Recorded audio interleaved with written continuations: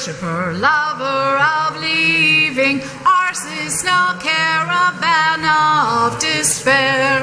Come yet again, come, come, come, whoever you are, wanderer, worshiper, lover of leaving, ours is no caravan of despair.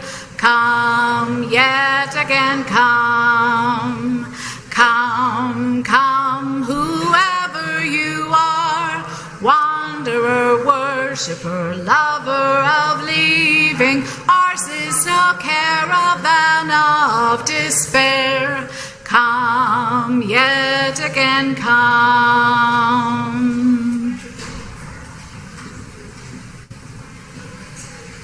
Good morning. Welcome to the Unitarian Universalist Church of Spokane, where our mission is to join together to create a nourishing, liberal religious home and to champion justice, diversity, and environmental stewardship in our wider world, or in short, to create community, find meaning, and work for justice. Welcome to one and all. We're so glad to have you today. We always like to begin our services by embracing all that you bring with you, all of your unique beliefs, background, lifestyle, experiences. And I know that may sound redundant because I say it every Sunday, but if you think about what I'm saying as a church, right?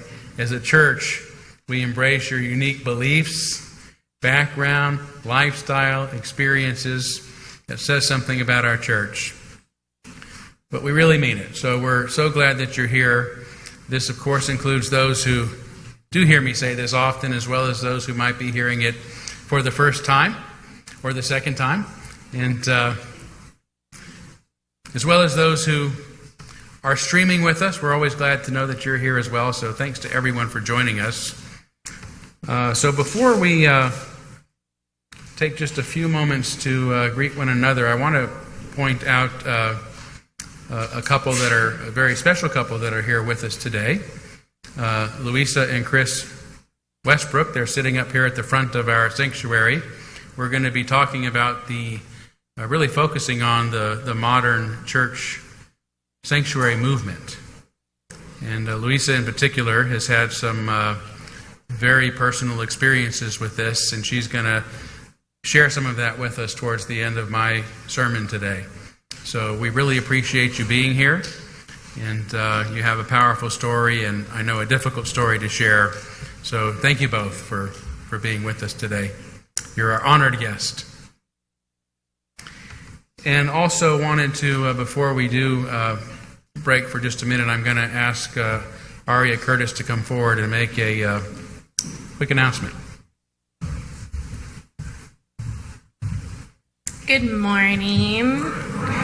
My name is Aria Curtis. I'm the Director of Children and Family Ministry here at the Unitarian Universalist Church of Spokane, and I come to you with an opportunity. Next week, we have an open slot for facilitating summer RE. Our kids are exploring Harry Potter. Next week, they will be talking about light and dark using Dementors and Patronuses. And we really, really need another person to sign up. Otherwise, we won't be able to offer it next week. So, if you are even thinking that you might possibly be interested, come find me in the Friendship Hall after the service. I'm happy to talk to you about it. So, thank you.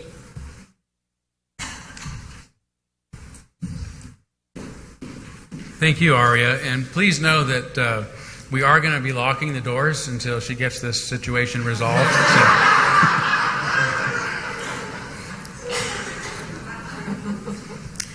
Actually, getting back to my sermon, I'm going to be sort of looking at this tradition of churches being able to allow sanctuary to those seeking asylum.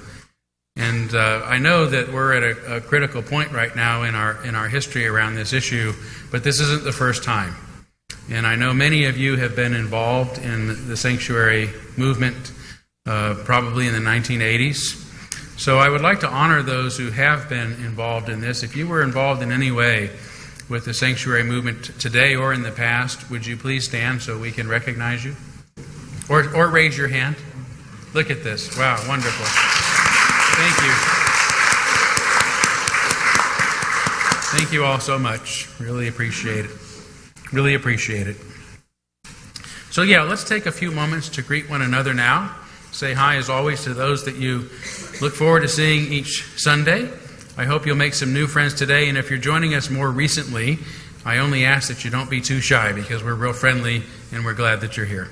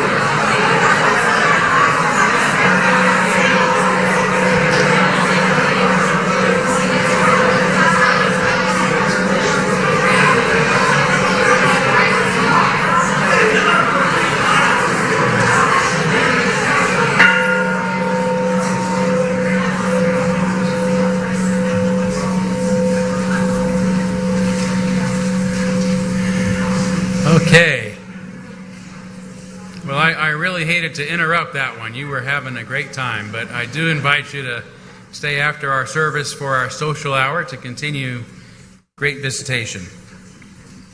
Let's go ahead and move forward with our service now by lighting our chalice, the symbol of our faith, the symbol of our unity and our solidarity, of our openness and our inclusion, of our community and our individual uniqueness.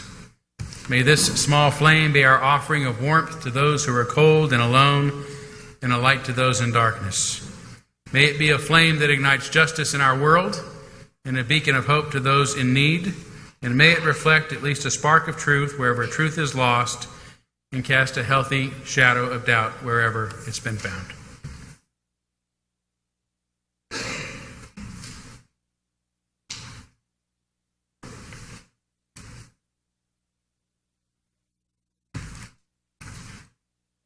The opening reflection is by Andrew Pakula.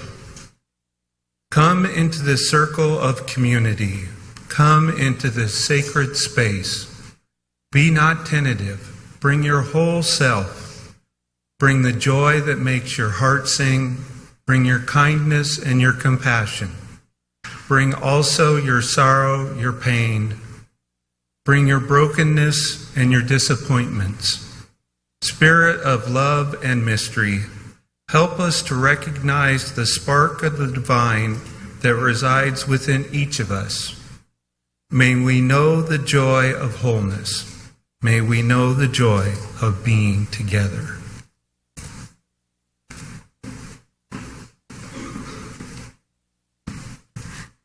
Please rise as you're willing and able. We'll be singing hymn 1, May Nothing Evil Cross This Door.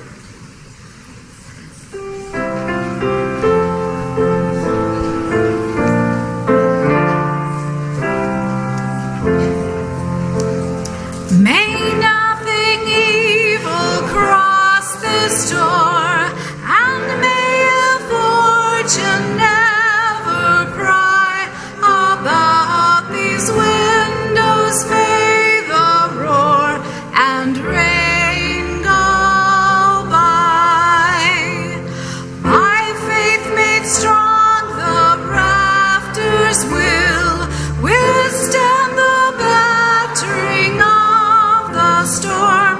This heart, though the world grow chill, will keep you warm.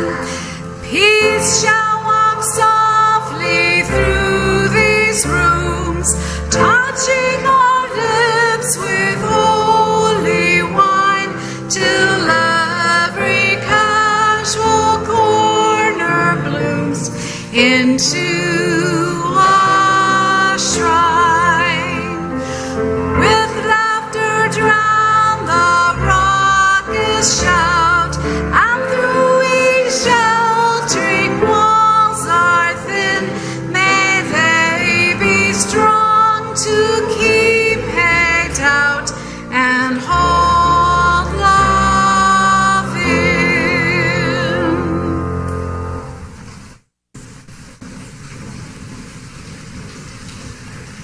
So it is my turn to cause the speakers to squeal. Actually, my turn to do the story for all ages. So if you are of all ages, you can come up here if you'd like, or you can stay where you're at, but I always like it when some come up and join me. I'm going to move my chair out here where I can sit, and at the same time, everybody can maybe see me. How are you? Good? Yeah. All right. I'm going to bring a friend, because, you know, I always like to have a friend with me when I do these, right? What friend do you think I have? Purple. That's right. Purple hasn't been here for a while, so I thought it was about time he came back to visit with us. Hey, Purple. Can you say hello? Hello. Well, Purple, it has been a while since we've seen you. What have you been up to? Well, I've had some guests. You've had some guests? Well, did you enjoy your company? Yes, it was nice. Well, you don't seem very happy about it. What's the problem? I'm afraid that they might not like me anymore because they think I'm rude. Rude? I can't imagine Purple being accused of being rude. Can you? Purple's not very rude, is he? Well, tell us what happened. Well, it was really hot out, and they didn't have any place to stay, so I invited them to come live with me. Well, that was very nice. Was the house too small or messy? What was the problem? No, they liked being there. They always said thank you. Okay, well then, what happened next? Well, I fixed lots of food for them to eat. You fixed food for them to eat, and was it? Did it not taste good, or what was the problem? They didn't like your cooking? No, they liked it. They always said thank you. Okay, well then, so far I'm not picturing it. What happened next? Well, I let them use my laundry to clean their clothes. Okay, well that doesn't seem so bad. Was there a problem with that? No, they said thank you. Well, Purple, I don't understand what was so rude about that. It sounds like you were a pretty good host. You gave them a place to stay and fixed them lots of good, healthy food and gave them clean clothes. That's not much more that anyone can ask for. What makes you think that they're going to think you were rude? Because the other time they said thank you, I forgot to say you're welcome. Oh, well, Purple, that's okay. You know, welcoming people isn't about what you say, it's about what you do. And since you gave them food, shelter, and clothing, I think they'd be very happy with that. Really? Oh, yes. It reminds me of something I have in my pocket I'm going to read.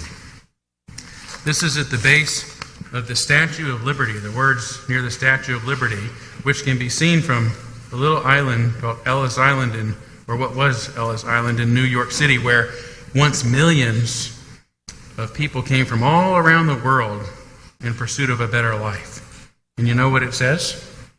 It says, "Give me your tired, your poor, your huddled masses yearning to breathe free. The wretched refuse of your teeming shore, send these, the homeless, tempest-tossed to me. I lift my lamp beside the golden door." Now that's quite a welcome, isn't it? You just so happen to have that in your pocket? Well, yes, I did. Jeez, sometimes it's like we have one mind. Yes. Sometimes it is, but again, the point is that, Purple, those words are meaningless, right? Unless we actually welcome people when they're in need. And you did that by taking care of your guests, so you have nothing to worry about. Really? Yes. And I'm so grateful to you that after church, I'm going to invite you to come to my house, and I'm going to fix you a good meal. Thank you. You're welcome.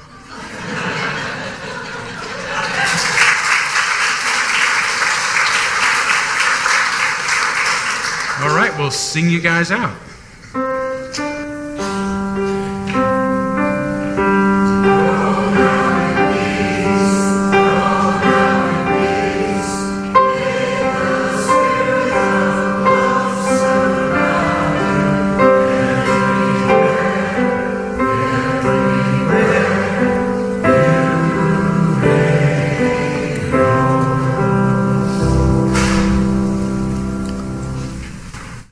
We now gratefully give and receive this morning's offering, which sustains this community and its mission to the larger world.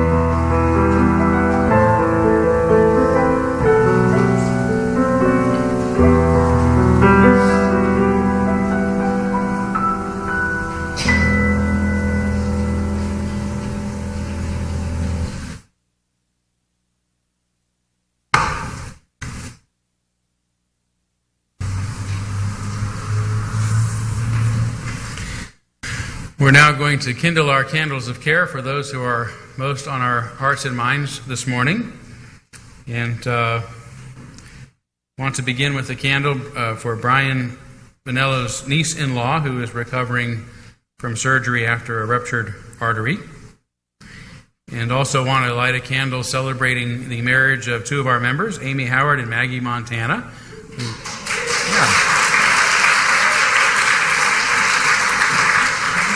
They have lots of family in town, so they're not here today, but be sure and congratulate them when you see them next. And then a candle celebrating the return of Inga Lawrence. I see Inga back there. Hey! You don't mind me putting you in the spotlight, do you? Welcome home. Yeah. So let's take a moment of silence now on behalf of others that are on our hearts and minds, and as always, you'd be welcome to name them aloud at this time if you'd like.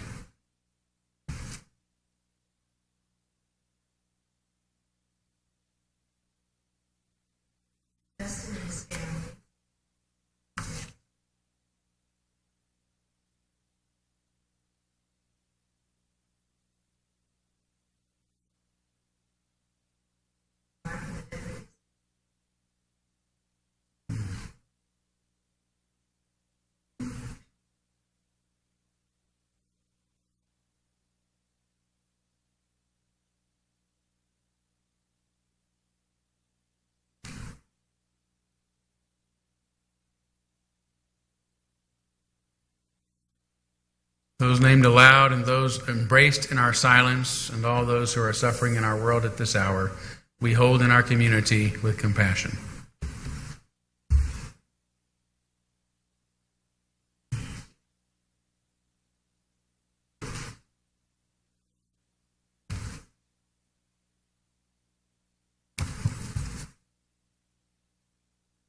The meditation is by the Buddha, translated by Thomas Byram. Please make yourself comfortable, take a deep breath, and close your eyes if you wish. Live in joy, in love, even among those who hate. Live in joy, in health, even among the afflicted.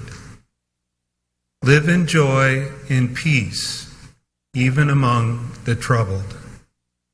Look within, be still, free from fear and attachment. Know the sweet joy of the way.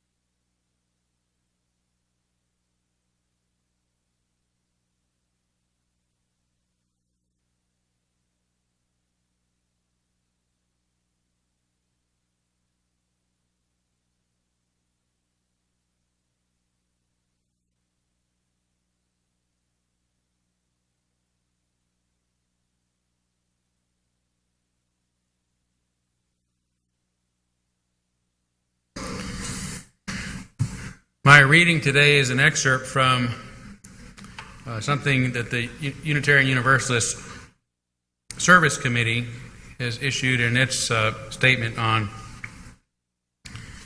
the church sanctuary movement.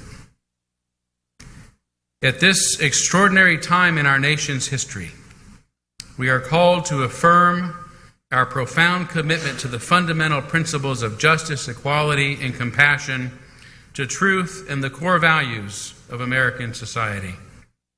In the face of looming threats to immigrants, Muslims, people of color, and the LGBTQ community, and to the rise of hate speech, harassment, and hate crimes, we affirm our belief in the inherent worth and dignity of every person. We will oppose any and all unjust government actions to deport, register, discriminate, or despoil. As people of conscience, we declare our commitment to translate our values into action as we stand on the side of love with the most vulnerable among us.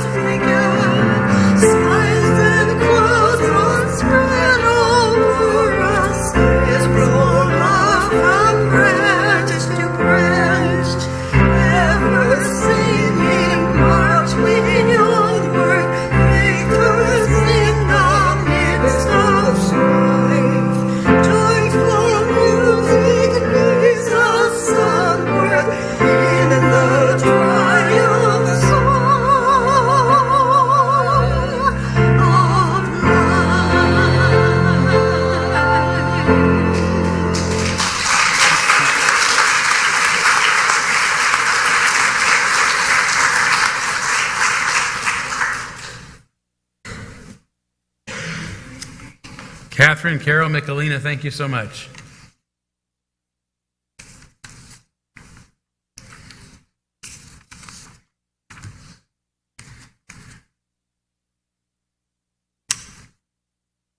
This past January, as I'm sure many of you will recall, just 5 days in office, Donald Trump fulfilled a campaign promise by signing an executive order tripling the number of U.S. Immigration and Customs Enforcement, or ICE, officers from just over 5,000 to more than 15,000 for the sole purpose of arresting anyone suspected of being here illegally, especially those from Mexico, which Trump seems to think is the name of the entire continent south of the border.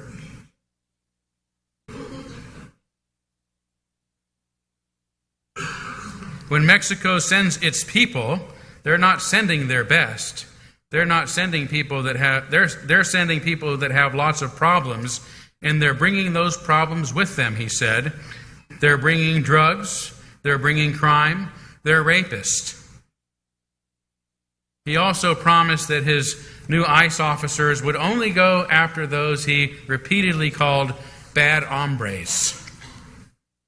Yet the nationwide raids immediately following his executive order have swept up many people with no criminal records at all.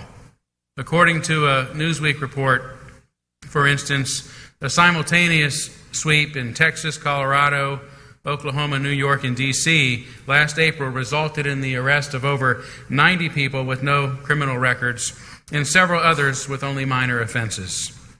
As of May, according to a Washington Post article, the number of such arrests was up 33% more than the same time last year. No wonder the number of churches involved in the modern or today's sanctuary movement has doubled to more than 800 since Trump took office. But let's back up, because the story doesn't really start with Trump. In fact, according to a recent article in The Guardian, today's church sanctuary movement began during the Obama administration.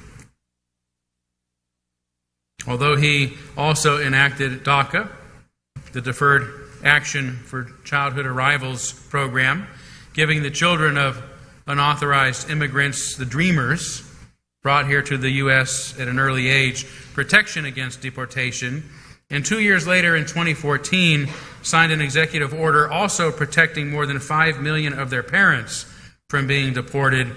President Obama was also criticized for being the deporter-in-chief. Whether you agree that he inherited an already aggressive deportation system from the Bush administration that took him a while to change, and that the number of apprehensions and removals eventually decreased under Obama, or think that he should have done a lot more, a lot sooner to relieve the plight of undocumented residents, it is a fact that the current church sanctuary movement began during the Obama administration in response to his policies. Many would agree that he would not have even passed DACA or DAPA were it not for the sanctuary movement putting political pressure on him to do so. But let's back up again, because the church sanctuary movement doesn't really begin with Obama either. As another recent article, this one in The Nation, explains, today's sanctuary movement is being revived by many of the same communities of faith that in the 1980s transported and sheltered up to 500,000 refugees fleeing U.S. trained and funded death squads in El Salvador, Honduras, and Guatemala. At the movement's height, more than 500 congregations nationwide hosted refugees and operated an underground railroad that moved migrants from Mexico to cities all over the United States and as far north as Canada. The article also reminds us that the U.S. government spied on the movement's leaders and indicted 16 activists, including 3 nuns, 2 priests, and a minister, before it was successfully sued and forced to stop discriminating against those seeking asylum from the horrors it had created itself in their Central American homelands. But let's back up even more, because even though that's its official start, the church sanctuary movement doesn't really begin there either. The notion that houses of worship can legally shelter those pursued by the authorities dates all the way back to medieval England, where both secular and church laws allowed fugitives to seek asylum on church property for up to 40 days while they negotiated with the authorities. Although it usually resulted in their exile and giving up most of everything they had, these sanctuary movement or sanctuary laws saved their lives.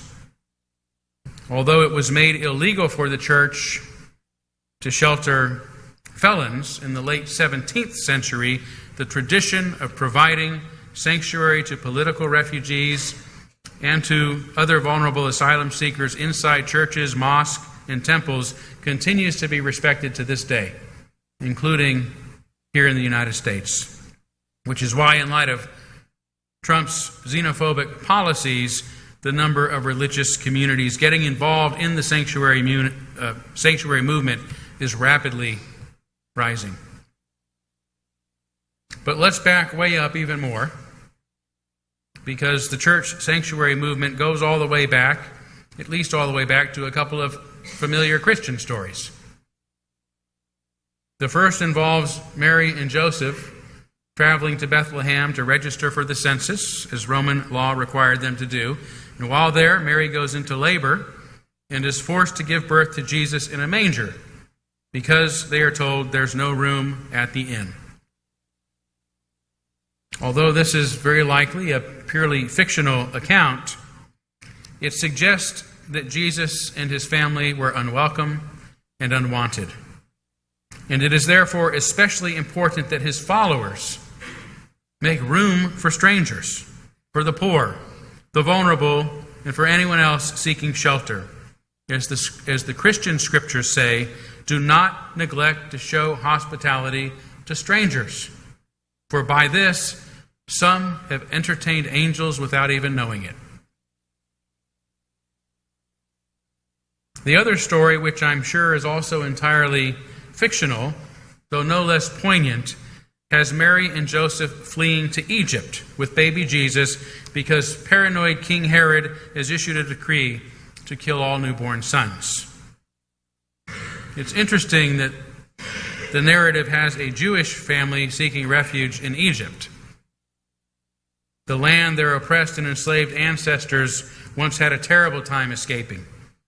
But the real point of the story, I think, is probably to allow Jesus the opportunity to make the same journey back from Egypt to the Promised Land after the death of Herod. After all, the whole point of the Gospel of Matthew, in which this narrative appears, is about portraying Jesus to the Jews as a Moses-like figure. Like Moses, the authorities seek to kill him as an infant. Like Moses, he journeys from Egypt to the Promised Land. Like Moses, who comes off a mountain with his 10 Commandments, Jesus begins his ministry by coming off a mountain with his 8 Beatitudes. Matthew even has Moses return from the dead to speak with Jesus in the miraculous story of the Transfiguration.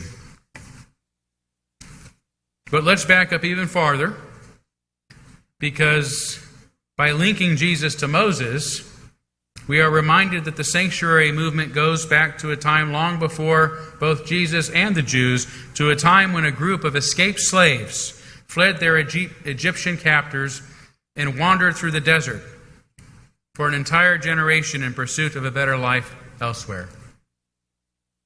Wandering through the desert in pursuit of a better life elsewhere. Remind you of anybody you know?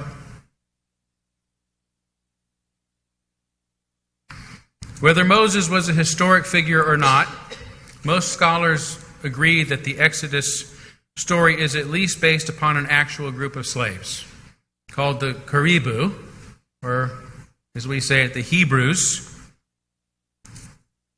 who eventually made it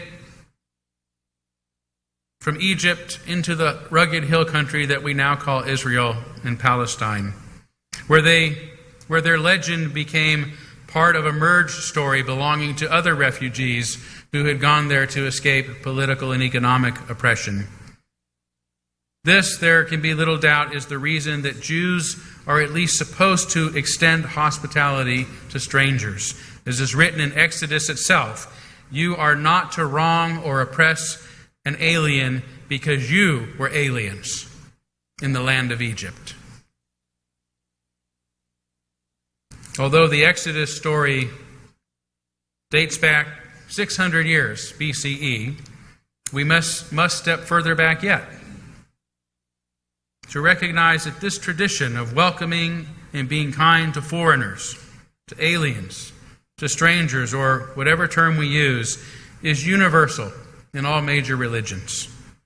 Sikhism says, all jealousies have vanished in the society of the saints. All are my friends now, there being no enemy or stranger. Hinduism says, let us have concord with our own people. Let us have concord with people who are strangers to us. For the divine twins create between us and the strangers a unity of hearts. A Buddhist sutra says, although there are northern men and southern men, north and south make no difference to their Buddha nature, which is why Islam says, for the white to lord over the black, the Arab over the non-Arab, the rich over the poor, the strong over weak, or men over women is out of place and wrong. The Japanese, Ofudasaki, tells us that all people of the world are equally brothers and sisters. There is no one who is an utter stranger. Or as Chief Joseph said, all people were made by the Great Spirit Chief. They are all brothers and sisters. The earth is the mother of all people, and all people should have equal rights upon it.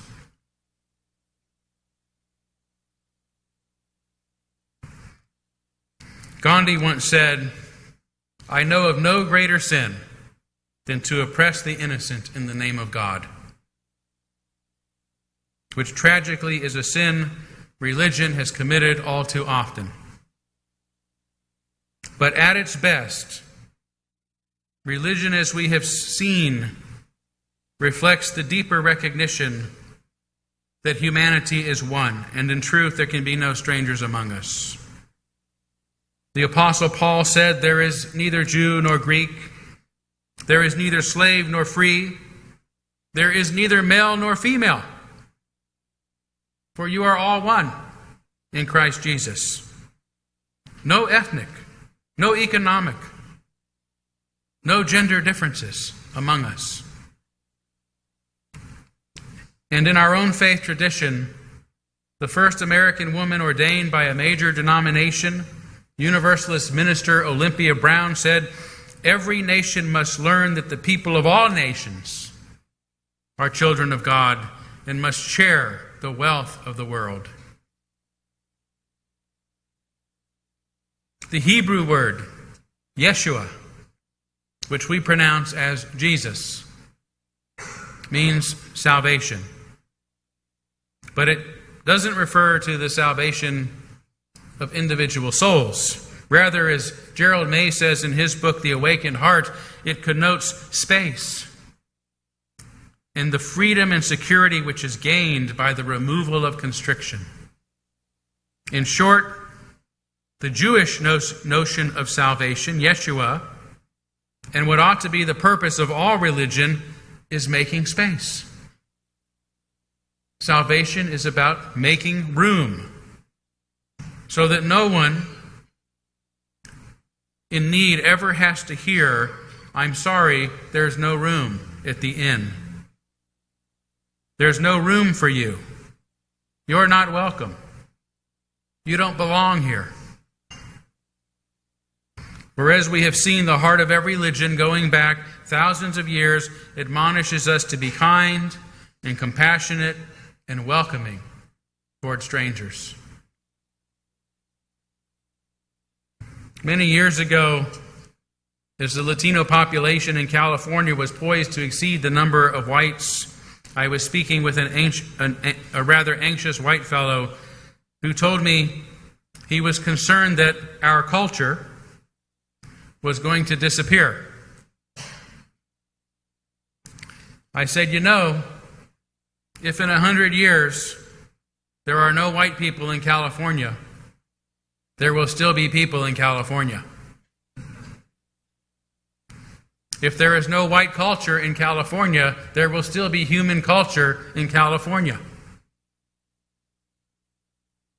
I responded this way because in my religion, we may celebrate our differences and our individual uniqueness, but we recognize that we are still one, that we are one race, that we are one humanity, and there can be no strangers among us, nobody who doesn't belong, nobody at least who doesn't deserve justice or kindness or to make a living or to have a home or to access affordable health care or quality education or to be considered a world citizen wherever they go on this small blue globe, with, as Chief Joseph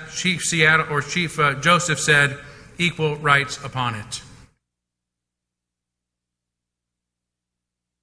This is why, because of our religion, because of who we are as Unitarian Universalists, last month our Board of Trustees passed a resolution pledging our church's support for today's sanctuary movement, offering, as the resolution states, our moral, financial, and other assistance to individuals and families threatened with immoral deportation. And if it ever becomes necessary in Spokane, to consider creating physical sanctuary space to help meet the needs of those needing or seeking sanctuary. So whether they are immigrant families from south of the border, or Muslim families fearing for their lives, or transgender or gay persons needing a safe place, or desperate war refugees fleeing violence, or draftees refusing to fight in unjust wars, or African Americans disproportionately criminalized because of the color of their skin, our religion requires us to offer sanctuary. Not only here, thank you. Not only here in this space, if and when it becomes necessary, but through our deeds in the wider world by expanding our sanctuary, by widening our circle of inclusion in our society as we work to dismantle systems of injustice everywhere. Today, shortly after our service, church members Jerry White and Doug Hugan, authors of the Board of Trustees resolution, are going to lead a conversation about it and the sanctuary movement. The conversation will again include our very special guest, Louisa Westbrook, whose family was given sanctuary here in Spokane in the 1980s as her family fled El Salvador shortly after her father was taken by soldiers and never heard from again. Louisa will be at the meeting in our actually it's not going to be in our chapel, if I'm right. It's moved to the throw room. So this meeting will be taking place in the throw room at the end of the RE wing at 12:30. But for now, I am going to yield the rest of my sermon time to Louisa to give her a few moments to introduce herself and to share a bit more about her incredible story. Louisa, thank you for being here.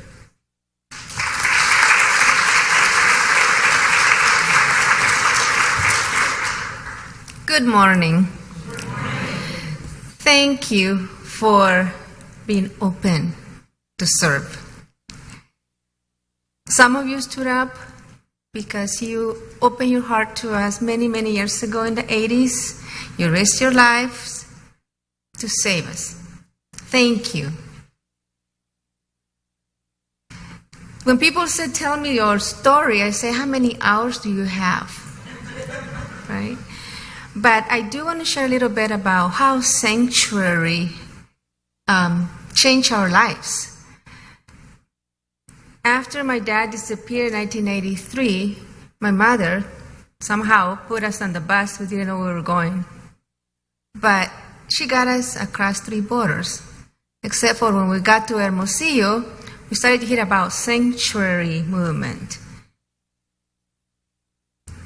There were Catholics, there were Methodists, there were Presbyterians, there were all kinds of people. That was the kingdom of God welcoming us with their arms open.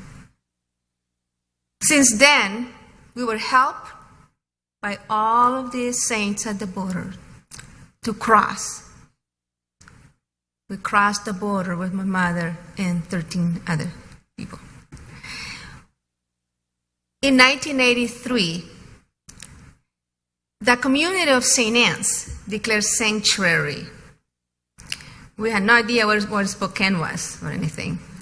But we were in Los Angeles, and somehow another church opened their arms to us. My family was safe. My family was protected. Had we not left El Salvador, we would have been killed. After my dad disappeared, we couldn't. There was no place to hide. And we thought we didn't have any hope. But yet, we made it to the United States, where I later learned that the guns were coming from here. I had no idea that the United States was helping El Salvador with guns until I got to this country. It was interesting. But many churches came together and open their arms to strangers, to families from El Salvador, from Honduras, from Guatemala, and save their lives as a result of their sacrifice. My family is here. There are occupational therapists in my family. There are teachers in my family. We have bloomed thanks to the churches that opened their arms. I work with refugees from all over the world. I teach English as a second language. It's hard to talk about my students because I love them a lot, I love them so much. And I know what they've gone through. I know when they are homesick, because in the midst of the war and tortures and everything that people go through, we still leave people behind. Friends, places where we grew up. Students go through a lot. I work with adults in the evening for the community colleges of Spokane. And I get to talk to the moms, to the fathers, and listen to their stories. Again, one of the things I want to remind you is, Archbishop Romero always say, and this is really powerful to me, be the voice of the voiceless. Be the voice of the voiceless. Because many of our people can't talk. There's a lot of fear. Our Hispanic community is going through a lot. People feel rejected, fearful. They can't apply for jobs because of lack of documentation. And you are their hope, because you are the voice of the voiceless. Please speak up for them. Open their arms, your arms, open your hearts. And I thank you for inviting me to share with you.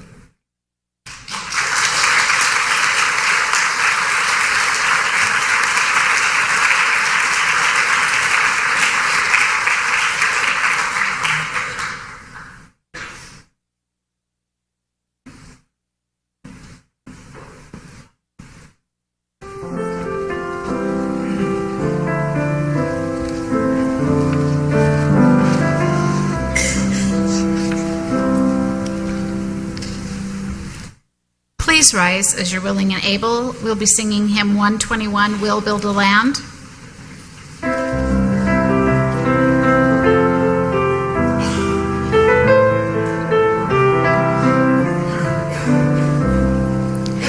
We'll build a land where we bind up the broken.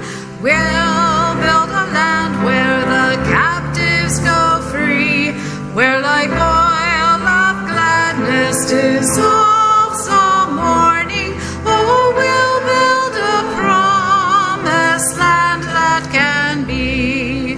Come build a land where sisters and brothers, anointed by God, may then create peace, where justice shall roll down like waters, and peace like an ever-flowing stream.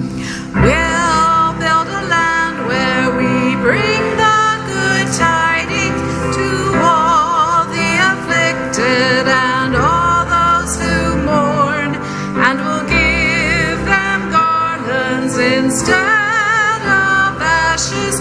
Oh, we'll build a land where peace is born. Come build a land where sisters and brothers, anointed by God, may then create peace, where justice shall roll down like waters, and peace like an ever-flowing stream.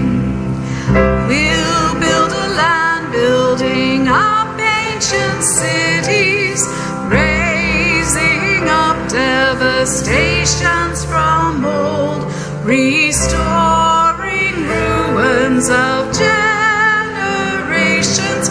Oh, we'll build a land of people so bold.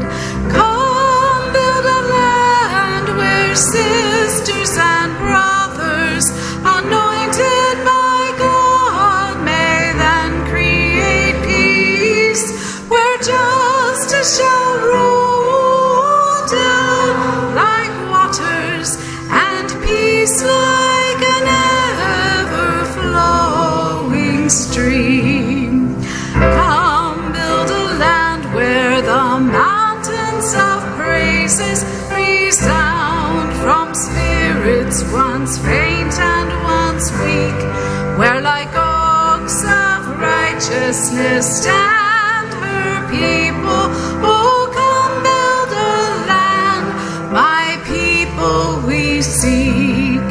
Come build a land where sisters and brothers, anointed by God, may then create peace, where justice shall roll down like waters, and peace like an ever-flowing stream.